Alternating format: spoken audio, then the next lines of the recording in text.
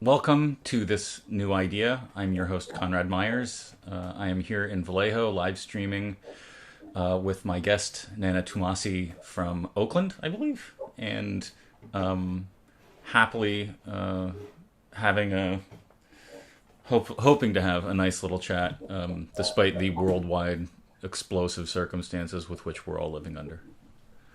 Indeed. Indeed, yes. How are you? I'm okay. I'm a little exhausted. I've been exhausted for the past 2 weeks with all of this going on. Has it been 2 weeks or has it just been a week? It's And been two now, weeks. It's been like 13 days, 14 days, yeah, yeah, 12 I'm or definitely 13. exhausted. Definitely have had a lot of conversations about this with people. Yeah. Definitely finding it hard to stay out of arguments with people on in Instagram comments. Oh They're no. just they make me so angry. Sometimes I just can't help it. I was like I'm kind of I've been looking at your Instagram a bunch lately in prep for this, Yeah. and I'm you have a very well curated Instagram account that seems to be Yeah. so far from like weirdness and toxicity, but yet being very much about you personally. And I very much respect that. I feel like there's a tendency for more personal Instagram accounts to be like reek of Kind of selfish, vibe. yeah, just selfishness and weirdness, and yours doesn't. So it's pretty good. Yeah, I thank you. I really love Instagram. Yeah. I've honestly kind of fallen off on social media over the years, as I think a lot of people have. I was commenting to my brother that he always gets me into this stuff, and then he's like, "That's over. Why do you still use it?" Like, like Facebook and stuff. He's like, "No, I don't use Facebook anymore." Obviously, I mean, I don't either, but not really. And but I just like Instagram a lot. I like that. I like the photo sharing platform when it started. However many years ago it's been. It was really fun way to just share like whatever you're looking at. Yeah. Right. And I thought that was really great. And if it didn't feel like you had to perform in the way that you almost had to do like on Facebook or even Twitter. And Twitter just bugs me out. I don't understand it. I don't know how to use it. Yeah. I get notifications of people like at me on Twitter, and I don't even see them for like 5 days, and then I feel bad because I'm like, I'm not ignoring you, but just don't use this. So Instagram has become my medium for, you know, if we all exist with brands, which is a weird thing to say, but that's almost what it feels like. Yeah. Like whether you're trying to be a brand, like if you have an online presence, you are kind of one. Right. I mean, I think that's So, yeah. The like I only got into Facebook because of aggregate space gallery. And uh, then the same thing kind of happened with Instagram. Like I don't I think I have like too much of an ingrained like seething jealousy inside of myself that like social media platforms set off so fast yeah, that I yeah, just want to like reject them for weeks on end. But the idea yeah. of like using it to promote something that is important or promote something else seems like it makes sense to me. But I don't know what to put about me. I just take pictures of like sunsets and like boats. Like I just take I think those are nice things to look at. There's like nothing wrong with a very nice photo. You don't really you can see them that much on Instagram. Now you have to follow actual photographers to get actually like right. photo content. But Which is it seems like a nice mix between like the celebrity worship of Twitter and the like oh my god my family and friends and their friends are completely overbearing of Facebook. Like it kind of yeah, allows you to like curate your experience to be a mixture of like I like this more important thing that like 10,000 other people like, but I also like that guy's weird Instagram that he has for his dog. yeah. It totally is. I just love it. I love hearing like a lot of people have Instagrams, which is their like private Instagrams for Oh, just friends, and that's where they put all their touchy feely stuff. If I were like a digital native, I would totally be into all of that stuff. But I'm like just too old. Like I'm just a little bit too old yeah. to. Yeah. Yeah. I don't know. Do you think that, like, you sound like you don't interact with social media that much.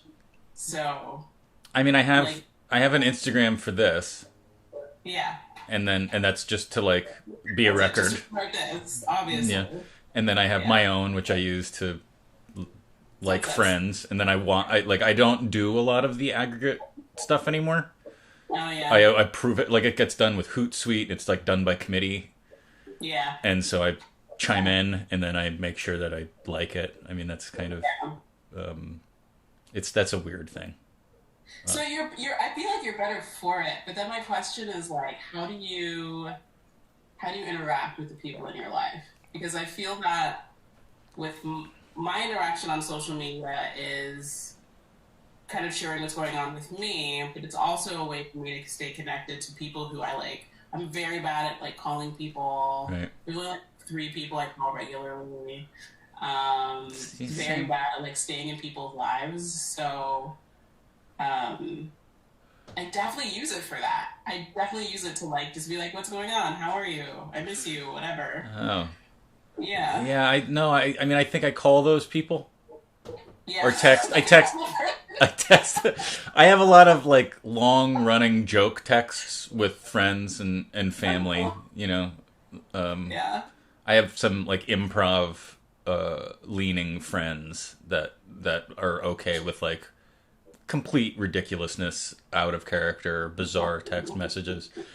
And some of those people, like, you could probably, if you looked at my Instagram feed and looked at like what's the most bizarre comment, you could probably pinpoint who these people are. Some of which you may have already you've met, like in our overlapping circles, because they'll forget and like post it to Instagram instead of to a text. But yeah, I mean, I don't know. I think I like I remember Willis and I had a colleague that passed away and found out through Facebook, and it was because their parents literally went on and said, "Hey, he died a couple of days ago," and we would have not yeah, known. Like nobody would have known because it was yeah, somebody like that we knew, very intimately for 2 years, 7 or 8 years ago.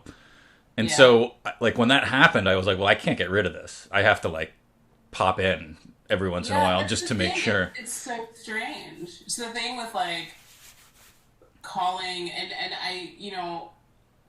it's really, what am I trying to say? I'm trying to say that like this is going to sound weird, but so my dad is a little bit older and stuff, and he doesn't do social media at Right. all, you know. So because and like I can see his location, like he shares his location with me, but he never leaves his house. So like the only way I would know if something happened to him Uh-huh. is with the phone. Right. So, which sometimes I just think that's just so. It's interesting how like nerve wracking it's become. That like that's my only way that I can contact you is like by calling you. Right. That's wild. Right. Um, Right. But I mean, that's still a like step up from like I don't not know, at all. 50 years ago. I mean, maybe not 50 years ago. 100 years ago, would have been a telegraph. Yeah, Yeah. that's also true. We would have found out for like a few weeks. Uh, Um, anyway. I had a thought and then it drifted away. Can I find it quickly while staring into space? Probably not. Um, yeah, there's something to. Oh yeah, that's what I was going to think. It's great to see enthusiasm around politics with social media because Yes. I imagine you're in a similar position where the vast majority, like I almost never see something that makes my skin crawl on social media. Willis does because Willis has some connections to people that are less agreeable, Great. just through Yeah. through family and second Yeah. times removed stuff. Grandparents. She has all of her Yeah. grandparents are living, or 3 out of 4. Wow. Yeah, and I don't have any grandparents living, but like, and also none of my family is active on social media anyway, and most of their friends aren't. So it's like that's a big plus. But like, Yeah. I like to be able to like scroll through and be like, oh my god, I'm so proud of my friends, and I love all these art institutions that are posting these great resources and Yeah. helping us think about how to make the world better under like terrible circumstances, and helping me think about like ways that I can do better from where I am and our situation, and it's like Yeah. it's really cool that it does that. But then like I don't have like I look at that and I'm like I don't have a voice in this conversation. Like I'm gonna absorb for a while. Yeah. Yeah, it's interesting because it's not. I mean, my social when using social media, which is just my primary way. Just right now, like I don't have a book out. I don't do a TV show. I don't like whatever. Right. So it's just my way of kind of expressing my creativity. So because of that, I interact with a lot of different people, Uh-huh. and sometimes it's not the people; it's the people who follow them. That I'm like, what's happening here right now? Yeah. Right.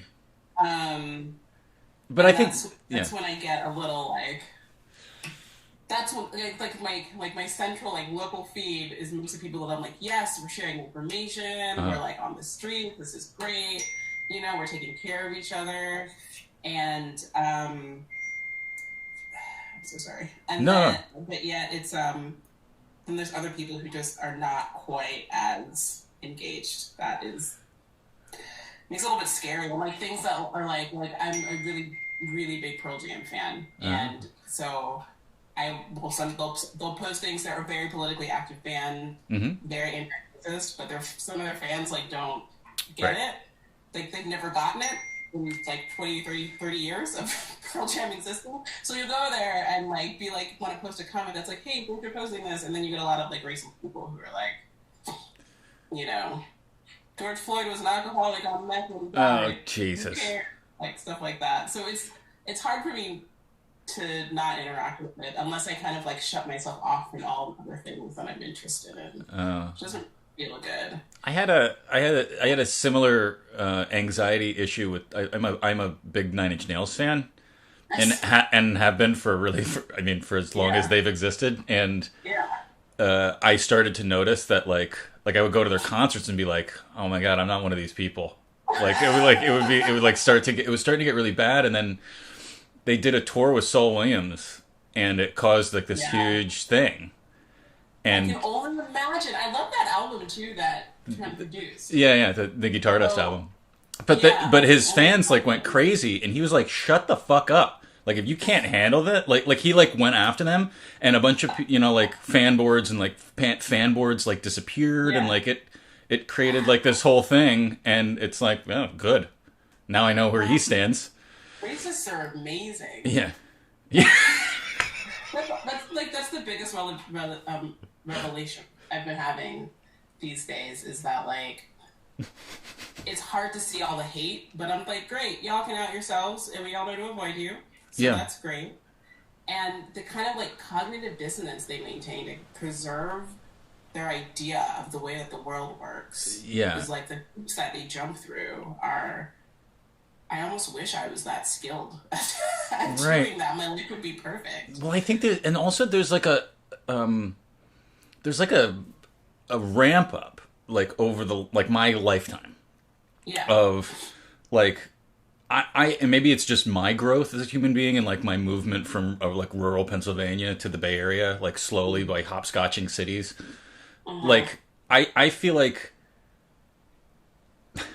this, like I don't know how to say this without sounding like an asshole, but like the window was wide, like it was like the window was this big, and my little racist fucking head could fit in it. And now that window is getting smaller and smaller, and these people are still holding on to like this little Right. tiny circle. Like, don't look at the other, 97% of the entire universe. And if you look at Yeah. just this 3%, like your stupid values make perfect sense.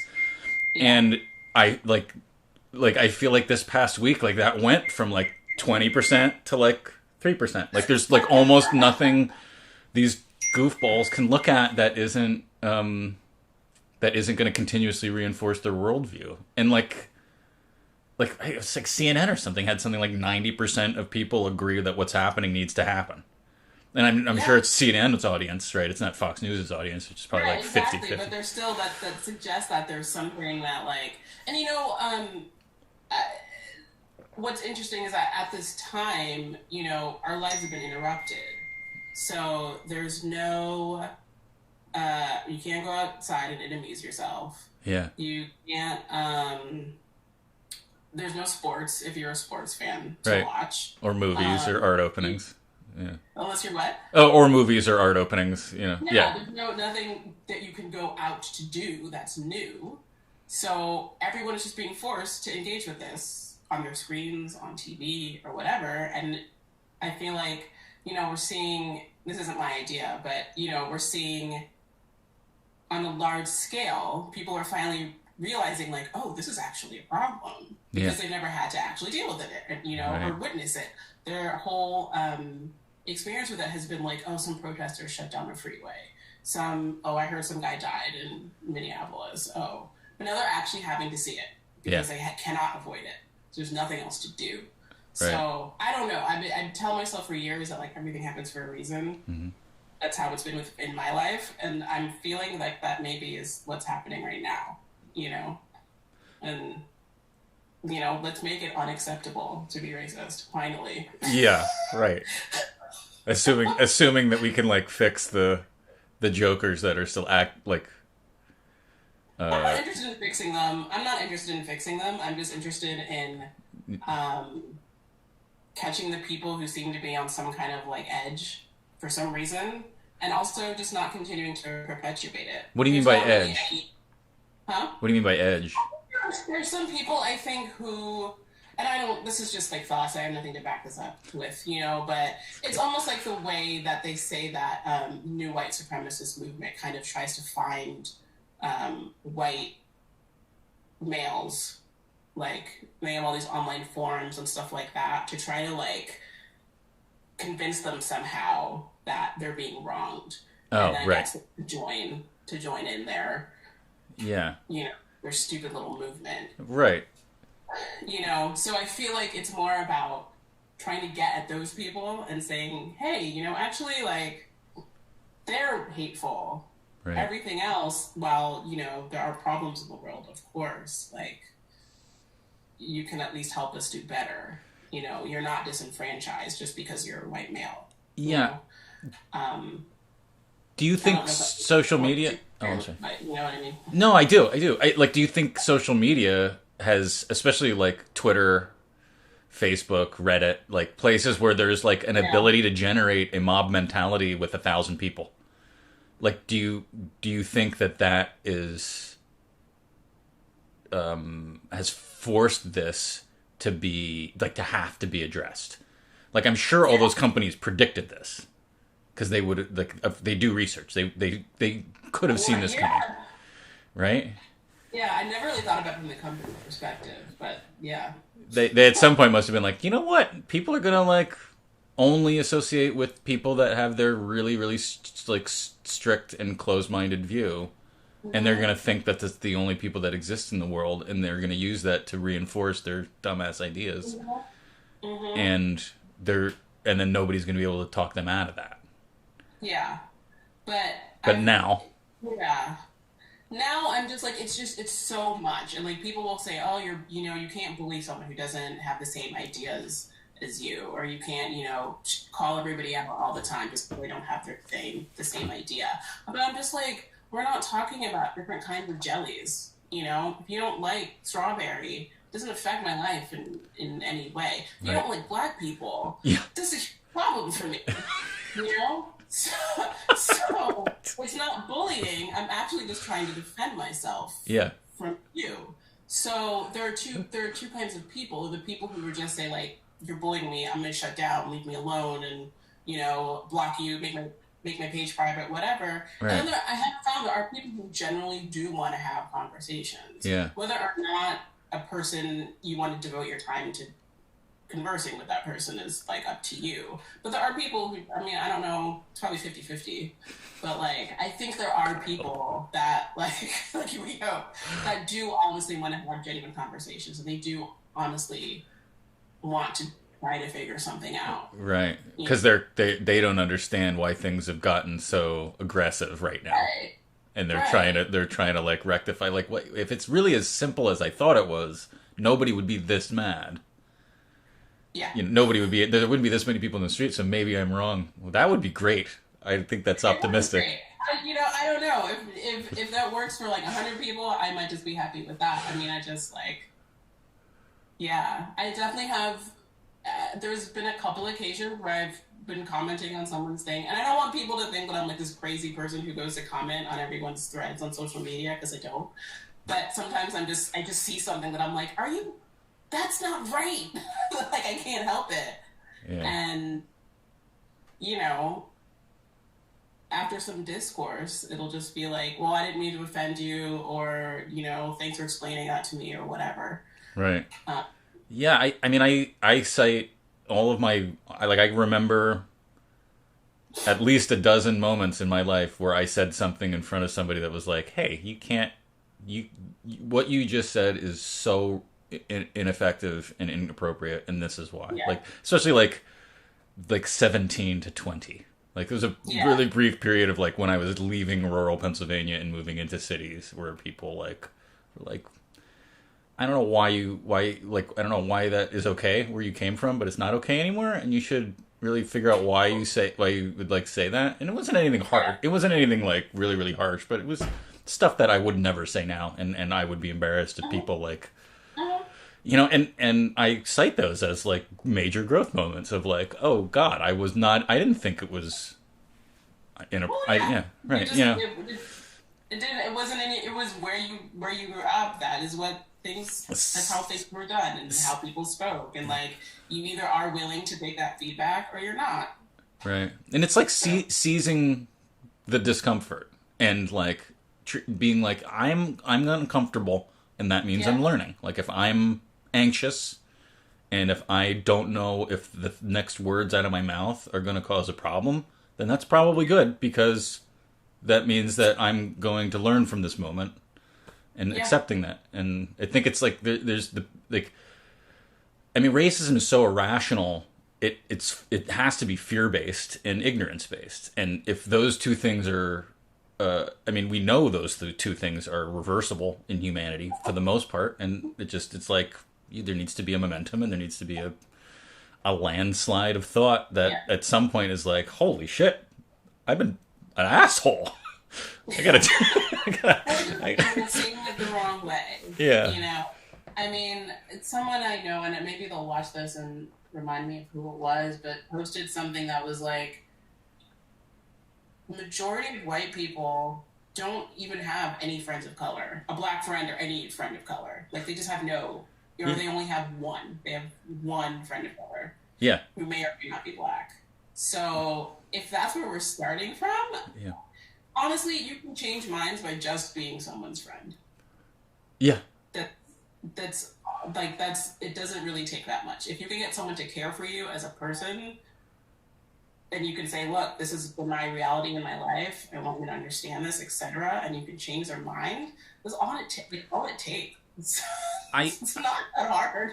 I don't know if my mom's gonna see this, and I actually don't remember if it was her that it happened to, but I remember she moved to Laurel, Maryland, which is in Prince George County, Maryland, when I first moved to College Park, and she moved with me for the first year, and I think I might be remembering this really wrongly, but I think she had like a doctor's appointment, and she was the only white person in the room, in the waiting room.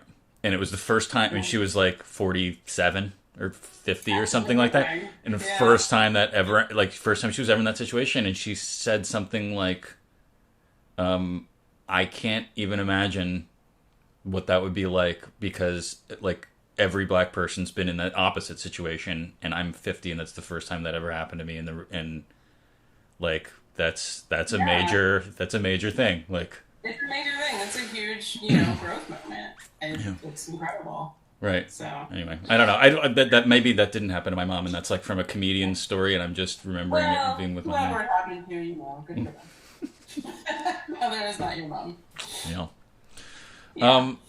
So yeah, seizing discomfort. I've been reading management books, because I'm trying to stay in the field of management, although ever so unlikely it will be with my current job prospects. We'll see. But I read this really great book by this ex Google executive I'm blanking on her name, but the book's called Radical Candor, and it's about like Mm. being very honest and truthful with everybody higher up and everybody beneath you, and also challenging them like as with focus. And Mm. she repeats this like mantra of like seizing the uncomfortable and like just embracing it and pressing forward and working with people, and like that's how people are going to learn. And I think about that. Your other project that we were kind of dabbling on thinking about is Yeah. in that vein as well of disease and Yeah. uh, Yeah. It's interesting that we talk about that. Do you have something specific that made you think of? I mean, I just like when I was once an artist before we ever met, and I made like artworks that were designed to like be in people's lives. It was of that subject matter. I had a just a variety of not in any way life ending, but like odd medical issues early in my 20s, and made a lot of artwork about like Of course. those weird experiences in like doctor's Yeah. offices and like that sort of stuff. And I don't know. I mean, I love artwork. I love thoughts around disease, around Mhm. morbidity and life. Mhm. And I get What art is that, um, isn't it? yeah, right. I mean, fucking for real. It's yeah, especially I mean the older I get, the more interesting it all becomes. But I think I was really lucky to like be around a lot of death when I was younger, and it gave me a good perspective in it. You're like acquainted with it. Yeah. Yeah, right. I mean it is like Willis never went to a funeral prior to like 2012 when her aunt died, and my uncle and my grandmother like in rapid succession. But like I was a pallbearer like 10 times before I was 18. Like I just Wow. lost like a slew of grandparents and uncles and Yeah. friends' parents in a really short period of time, and like Wow. between like 12 and 17, and it's like it just gives you perspective because you think about things in a different way. And anyway, so I love I just love thinking about that. And because I just feel like inevitably it makes you think about life with It more does. verve. Yeah. It definitely does. Um, it's interesting to hear you say that because I thought about it like the first like real funeral I went to or it wasn't even it was more like a party to honor someone's death as I Hmm. had a friend pass away in when I was in college. Like that was the first like Uh-huh. my grandparents they all died in Ghana. Uh-huh. And I only met two of them that I remember. So I didn't really have that experience either. And so the first like really real one was when my mom passed. And so uh, it was sudden and etc. I don't know if we should devote that much time to it. It's like a different show. But a good friend of mine lost her brother to ALS about 2 years ago. Right. And so she and I are both kind of like essayists and we write nonfiction. Uh-huh. And we were kind of thinking, like, wouldn't it be interesting to kind of explore this topic of disease, through the lenses of our loved ones? Uh-huh. It's not really it's not like super firm yet, but it's more about like how you exist like adjacent to that. When you get to a point where there's just like not really anything you can do Yeah. for that person, and you essentially just have to watch them, witness them kind of decline. Right. It's like it's not a one-to-one. In my mom's case, like she declined for about 3 days, and then like that was the end of it. I'm so sorry. So that was oh thanks, but she was sick, and then she was like really sick, and then it was like, but she did have sickle cell disease. So and I have sickle cell disease. My brother has sickle cell disease. Like it's just in the family. Yeah. And so that was always like a current in our lives, like constantly. Like we were always, kind of enfeebled, but also really we were very taught very much and witnessed my mother doing this, like, very much taught to just like power through. Like you can do it. You don't need meds. You don't need, anyone to You know, you don't need to be slower than anyone else. You don't need to like do any of that stuff, which is exactly what she did up until the day that she died. She was Right. like, power through, power through, power through. Which made everyone really upset, obviously, Yeah. because if she had chosen not to do that, she probably would still be alive. Ugh. But so we were like it's just really thinking about like how you just manage life with disease and how you manage it when it's just someone who's very close to you, if it's your mom or your brother or you know whomever. And I'm finding it, you know, I'm struggling with it a lot because I don't want it to be this kind of like saccharine, you know, story about my mom passing away. Right.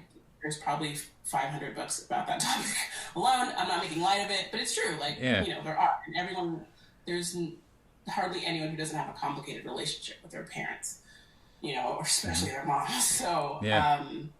that is not novel to me, and that's not quite what I want to do with it. Mm-hmm.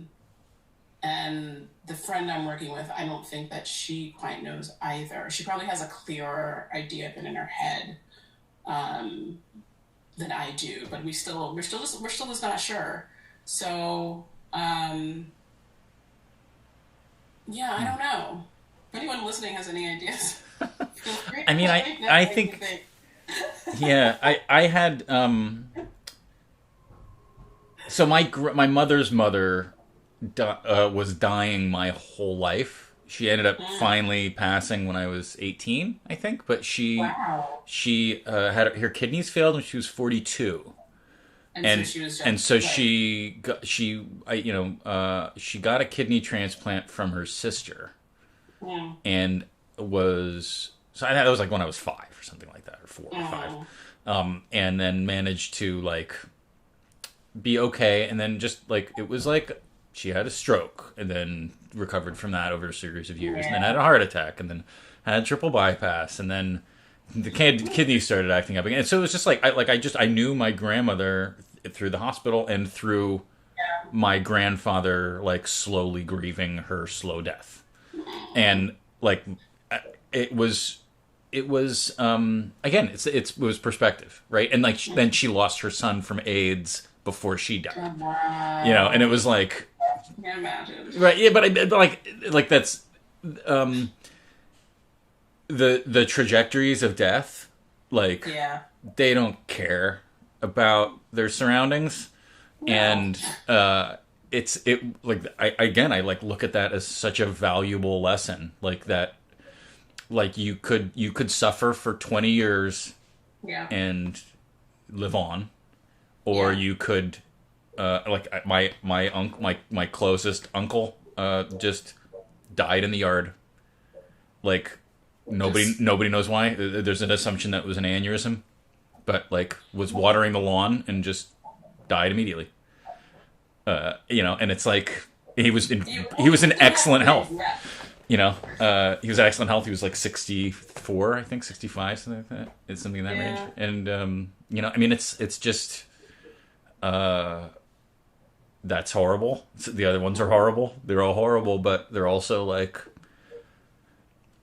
you know, how well do you hold on? How well do you do you make those decisions? Like, you know, your mom, did she feel like she was living a better life than if she had been taking medication and been doing all the things like I don't know.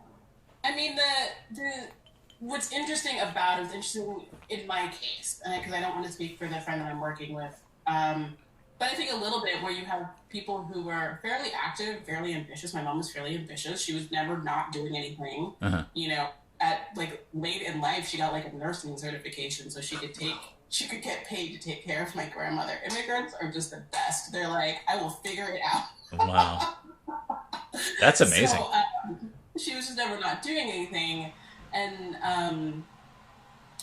that was just like my model for adulthood. Was just like never not be doing anything, and it's more pressing because you know if you kind of carry disease around, you know that I don't want to say you could go at any time, but you can be like waylaid at any time. Yeah. You know, you can just be like knocked flat. I was in the hospital for like a week last year. Hmm. I just like, which is not the first time it happened to me. Right. And you're just kind of like bumbling about your life and da da da da da da da da da, and then you're in the hospital for a week. So it wasn't really about like, we took medication in the house, but the doctors would like recommend like certain things and whatnot. But it wasn't like, this isn't a crutch for you. This is just to make it possible so that you can still, do what you want to do, which maybe is a crutch. I don't know. But what I'm trying to say, I guess I'm just like, I think I just wanted to say, like, wanted to express, like, that's kind of why maybe it seems like I have a lot of, like, my hands in a lot of pot. My brother is, like, super active with a bunch of different stuff. Uh-huh. Because you just want to kind of, like, do your stuff and live your life and experience things. Because you don't have that expectation that you're going to have, like, 95 years. Right. With which to do whatever it is. Yeah.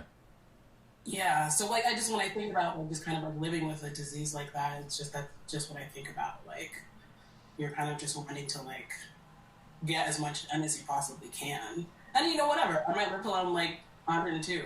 I don't know. Yeah. But I don't know that, so I'm not gonna wait around.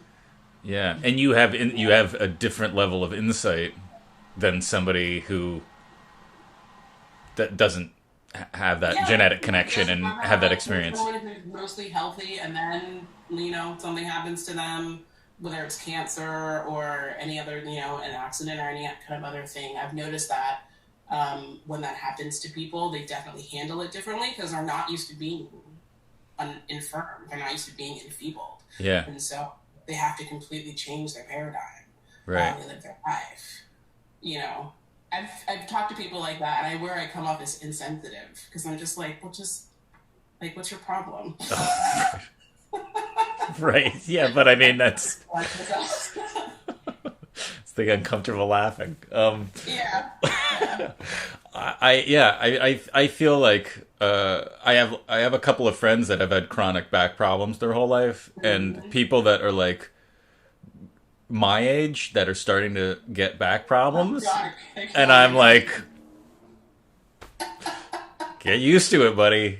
Like, there's nothing that a 6-pack and 8 Advil can't fix right now, Like, it's exactly that. And I'm not making light of opioid addiction either, but I'm like, yeah, for me, like the worst pain I've been in, and I'm still just like, I'll take enough of it so that I'm not like in horrible pain, but I'm not trying to knock myself out. Yeah. So I honestly had a really hard time with opioid addiction when it started to become like a thing that I was recognizing and then people were talking about. I was like, why? Yeah. Like, why do people need that? Like you're in pain. It sucks for a little bit. You wait a few days. Yeah. Or you just kind of learn to push through. And I understand that like really chronic pain is not something that you can just like tolerate for a few days and like whatever. Right. But it's just fascinating to me because I was like, I don't know, my knee hurt bad. I took care of it. It doesn't hurt anymore. I'm just gonna keep going. Yeah. Yeah. I mean, I can't like the amount of hydrocodone I've tossed. I can't even imagine how much has been tossed in the world, like, because they give you, like when you have an incident, they give you like 60 pills, and a reasonable person needs 7. Like you need enough to get you through 4 or 5 days, and then you don't want to take it anymore because you want to find out if whatever happened is like you can survive it. Like like am I coming back? Am I coming back? Oh, I'm coming back. Okay, so I'm gonna just be stiff. Right. Yeah. Right. But I mean, let's not talk about the pharmaceutical companies. Yeah. Sure. Sorry. Yeah. Next topic. So I'm trying to like wrap my head around that, trying to do that project and do it justice and do it in a way that's not just like, oh, woe is me. Right. Because that's not what that's about. It's more about like, kind of honoring people who have these things inside them, diseases inside them, and are just trying to like live their lives. When did you start working on it? Oh my God. We've been talking about it back like for like a year. Oh, okay. Um, and yeah, it's been a while. We had a whole project and we would meet, on and off and try to like cobble things together and kind of like write things and piecemeal and share them with each other. But then like so she teaches writing and I work full time and so things just kind of get waylaid. Hmm. And I went to grad school for writing, but since then it's like the act of writing has just kind of been on the decline. I am an editor. Hmm. I read all day. Yeah. I look at words all day. So the idea of coming home to do more of that was not appealing. Right. Um, I still work with books and in publishing, but I don't actively edit anymore. I have a team. Like they were like, you can manage people. I was like, okay. Yeah. So now I'm kind of feeling like, all right, so I don't spend all of my time sitting and reading. I spend a lot of it, but not all of my time. So maybe I can start kind of like um, working on that again. Uh-huh. Um, so we've just been back in conversation and then coronavirus. And so now we just have writing dates kind of like over video call. Oh, cool.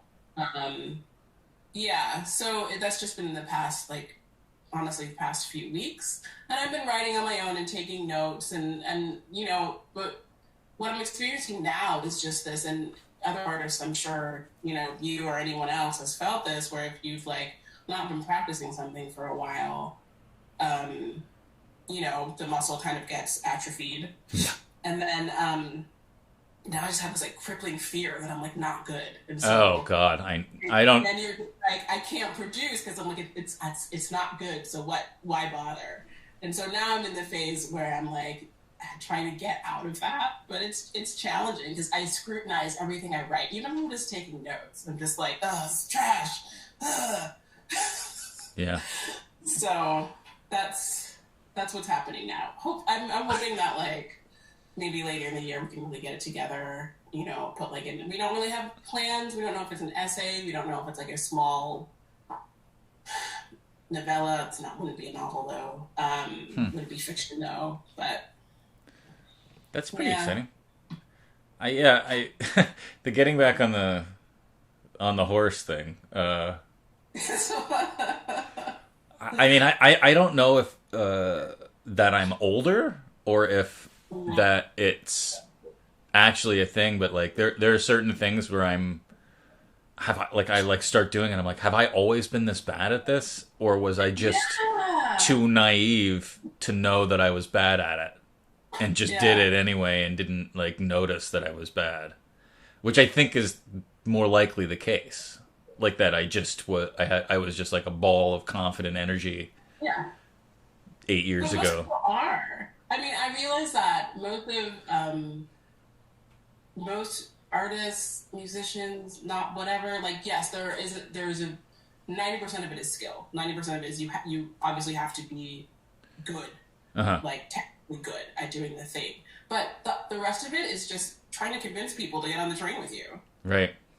And sometimes we're convinced to get on that person's train, and sometimes we're just not. So that's like where that confidence comes in, where you're just like, I don't care. I'm doing what I'm doing. I feel good about it. I feel like I'm good at it. I'm just going to do it. Hmm. And then you don't do it for a while, and suddenly the confidence is like, bye. Yeah. I mean, but I've been writing like uh, job application letters and stuff, and Yeah. um, that's an exciting prospect, but it's so boring and stressful Hmm. that it's hard to enjoy it even when you kind of know that like your goal is. Like you want that job. Yeah, or even like you just want to talk to these people and find Yeah. out what it Yeah. is. I feel like half the things that I'm applying for, I don't know if I want yet. I want to know if I just want to like them to look at my resume and be like, oh, he's interesting. But I'm sure it's not that easy. Anyway, geez, the I just can't get over like the confronting the discomfort of making a piece of work about that space around disease and around, like, are you more interested in the experience of having a disease and perishing, or the experience of being around someone that's having a disease and perishing, or are you It's kind of all still shaking that out? What's the third one? Did I cut you off? I'm sorry. Oh, no, no, no. Are you still shaking that out? Like, are you still figuring that out?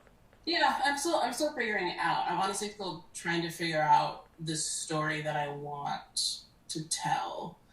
I feel like at its core, it's most of my writing that's not actually even the fiction that I write really it focuses on this idea of like my parents are immigrants. Mm-hmm. They managed to come to this country. I'll be 40 in like 6 months. By the time my parents were that age, they had already owned like 3 different houses. They had 2 children. They had like really good jobs. And there, of course, was a lot of sacrifice involved and stuff like that. Mm-hmm. So when I look at someone like my mom, who had not only being Black and being foreign and being a woman, Right. stacked against her, she also had a disease that at the time when she was growing up with it was not studied well at all. There were no many medical treatments. It was horrible. Right. We spent a lot of her childhood, ill or in the hospital. And for her to have come even as far as she did in life, to me, is just like amazing. Right. It's amazing. And that keeps me from like complaining too much, because I'm like, if that woman could do it, and I have like my bourgeois life and like Yeah. better healthcare than she had access to when she was younger and stuff, I really shouldn't complain about anything. Like, this is like that's really what I think I'm focused on, is like having all the odds stacked against you and still managing to achieve more than a lot of people do who are perfectly healthy and have the same amount of privilege and access, etc. Right. So, and being adjacent to it, another part of it is also being adjacent to it when you're a child, and knowing that your parent is unwell, but they're also still your parent. Mm. So, and I didn't have the kind of parents who would kind of milk their illnesses, where they turn the child into the parent, and like that. Yeah, right. That was my parents would just kind of suck it up, and mom especially just suck it up, and but you could tell, you knew that there was just something wrong. There were times when we would go to the grocery store and she would just get really tired and like start fainting and like sweating, and she just like couldn't do it, and so she would have to just go sit on a bench, and we would just kind of be sitting there like, what's happening? And wait for her to feel better. And that creates a lot of fear and a lot of like angst when you're that young and just know something is wrong with your parent. Huh. Yeah. But they also don't allow you to acknowledge it. Right. So it's like, when you say like, is it focus on disease? Like, I feel like disease is all of that wrapped. Yeah. All that is wrapped into it. Right. At least for me. Yeah. Well, I get that's that's so intriguing that like to some people it is a part of the person that they're experiencing, that like for you it's a part of your mother's experience and your experience with your mother, and it's like inseparable, but like to other people it's like this invasive thing that takes over their loved one at a like an unexpected moment and then wraps up. I think your focus with what you just described is really intriguing, because it's like it was in a long list of affecting circumstances that made your mother as strong and as incredible as she was, but then in the end did what it was going to do. It's going to get you. Fuck. It's always gonna get you. Yeah. So yeah, so I told you earlier that I always try to like put a quote into these, Yeah. usually near the end of the show. Although I've put it at the beginning of the show when I feel like the show is not going so great. But this was great, so I didn't need to bring it up. But I like I was just looking for a quote that like I don't know, man. This week fucking sucks. Like the Yeah. world is. It's hard to say that I feel more hopeful than I used to because I don't. But in a way, I feel like I'm on a path to maybe feeling more hopeful than I could. You I know, hope so. You like can pass it on to me when you. yeah, like I don't like if I think about the way things were 3 weeks ago, I felt really hopeless. Whereas Yeah. now I feel like I'm not the only one. Yeah. If that makes sense. Anyway, so I was just looking for something that could speak to this, and then your topics were also kind of horrible Yeah. leaning. But also, I think what I forget what I called the show, like leaning towards the important or whatever, making your artwork, like taking this moment and really focusing on like, well, Jesus, like what, like why don't we just talk about the things that matter the most, even if Yeah. it is tough. So, Yeah. this is from this book that I keep referencing, Arthur Koestler's The Act of Creation, and Yes. it's the section. It's at the end of the beginning section of the book, which is about like humor and creativity and humor, and it's this little subsection called the inertia of emotion. All right, so the first to make the suggestion that laughter is a discharge mechanism for, quote, nervous energy seems to have been Herbert Spencer. His essay on psychology of laughter in 1860 starts with the proposition nervous energy always tends to beget muscular motion, and when it rises to a certain intensity, always does beget it. Emotions and sensations tend to generate bodily movements, and the movements are violent in proportion as the emotions or sensations are intense. Hence, he concludes, when consciousness is awares transferred from great things to small, the liberated nerve force will expand itself along the channel of least resistance, which are the muscular movements of laughter.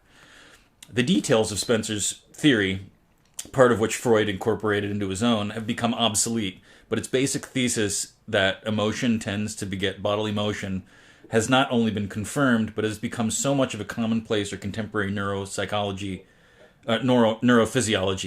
that the need to qualify it is often forgotten. For there exists, of course, emotional states, looking at the sea or engaging in religious contemplation, which, on the contrary, tend to promote relaxation and bodily passivity. Anyway. So why was that appropriate for our conversation? I like the thought that that there's other manifestations other than just thought, and that I like that I know you enough to know that you're a good laugher. I feel like our best moments have been tearful laughing. Yeah. Good. I'm And glad. but also like the circumstances that the world is in right now is not of a laughing matter. But I find myself laughing almost hysterically, and usually right around the same time that I'm screaming at at the television or laughing about it, Yeah. or finding things humorous that just should not be humorous. It's not funny. Yeah. Yeah, and that if like I was in a room with two other people, like they both would not be my friend anymore, just Yeah. because I feel like I have no other choice other than laughing. Like I find myself doing like this move. Man, what the fuck? Like I find like that exact phrase in that mannerism comes out of me like twice a week now, and Only twice a week? yeah. Well, sometimes it's just the angry what the fuck, and sometimes it's just like the pure hilarious, like, oh my god, I'm turning this off. Let's go eat dinner. Or like, are you drinking yet? Let's start drinking. It's I don't even know what to say about it. First, my personal experience is that I definitely like nervous laughter is just my jam. I can't stop myself. When I get really angry, I laugh. When I'm really sad sometimes, I'm just like, what is wrong with you? Why are you laughing? There's a disorder that makes you like have inappropriate reactions. And I'm like, do I have that? I don't think I do. But it's you get so like pent up with emotion that the only thing it makes sense to do is just laugh. I just like I don't know. This is just how it comes out. But I feel like what was I trying to say? That it is it's valid somehow. It seems inappropriate, but it's literally your body is just like, this is just how I feel. And this is how I'm reacting to it. Yeah. How is that inappropriate? Not that I'm going to go to someone's funeral and start laughing, like,